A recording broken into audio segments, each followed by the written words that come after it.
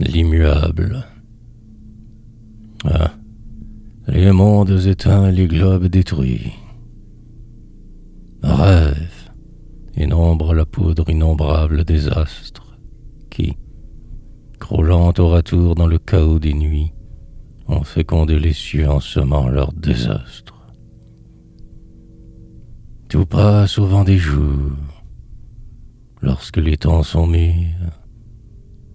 La mort vient balayer les cités jadis pleines, qui couvraient l'horizon des ombres de leurs murs, et qui peuplaient le bruit, l'immensité des plaines. Les bois qui s'étageaient sur la pente des monts s'affaissent.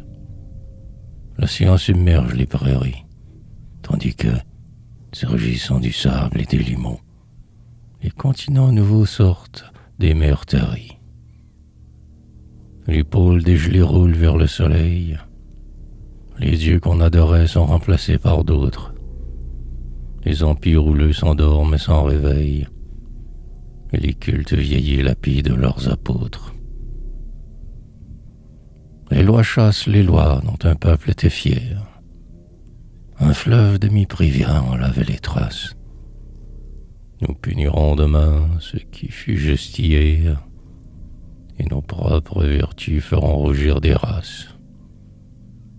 Chaque fleur qui fleurit porte déjà son deuil. Le vrai n'existe pas. Nous changeons et tout change. L'immortel n'est qu'un mot créé par notre orgueil, rêvant pour oublier qu'il est né sur la fange. Tout, les masses sans nom et les fronts radieux, ce qui fut notre amour ou qui fit notre envie, l'œuvre de notre esprit comme l'œuvre des dieux, tout revient au néant qui doit nourrir la vie. Et le cercle éternel tourne dans l'infini, entraînant sans repos la matière et les formes, et toujours, puis encore, l'univers à génie naît pour mourir et meurt pour naître, au gré des normes.